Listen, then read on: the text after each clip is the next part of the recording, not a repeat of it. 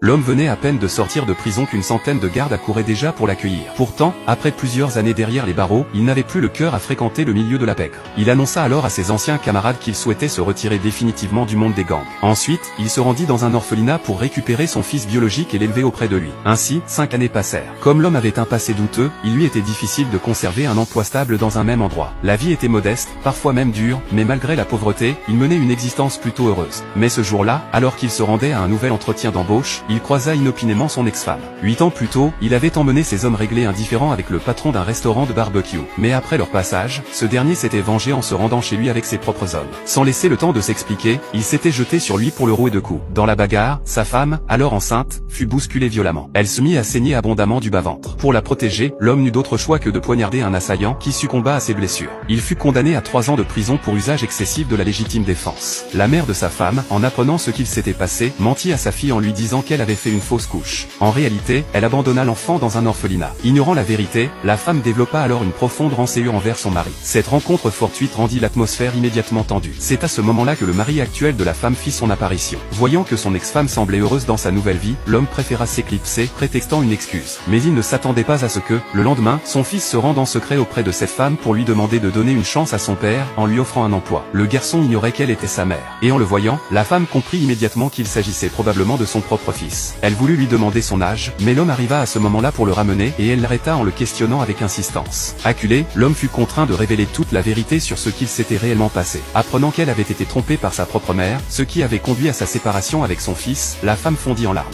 Elle exprima alors le désir de récupérer l'enfant pour l'élever à ses côtés, mais l'homme refusa. Cependant, une fois rentré chez eux, le poids des difficultés pesait cruellement sur l'homme. La pauvreté, l'instabilité, les dettes, il n'avait même plus de quoi payer l'électricité. Le lendemain, la femme revint le voir, toujours avec l'intention d'emmener leur fils avec elle, afin qu'il bénéficie d'une meilleure éducation. L'homme refusa catégoriquement. Mais le soir venu, le propriétaire vint frapper à la porte. Cela faisait 3 mois qu'il n'avait pas payé le loyer, et s'il ne réglait pas immédiatement, il serait expulsé. Ces mots furent comme une lame transperçant le cœur de l'homme, le plongeant dans un profond désespoir. Lorsque son fils rentra, il lui raconta toute l'histoire concernant sa mère. Mais l'enfant, bouleversé, refusait catégoriquement de se séparer de lui. Conscient toutefois qu'il ne pouvait offrir à son fils une vie décente, l'homme finit par se résoudre à l'obliger, allant jusqu'à le frapper pour le faire céder. Finalement, le garçon accepta à contre-cœur. Le lendemain, alors que la femme s'apprêtait à emmener son fils à l'étranger, celui-ci lui échappa soudainement et se mit à courir, droit en direction de la maison. Tandis qu'il courait, tous les souvenirs de sa vie avec son père lui revinrent en mémoire, et plus il pensait à ces moments, plus ses pas s'accéléraient.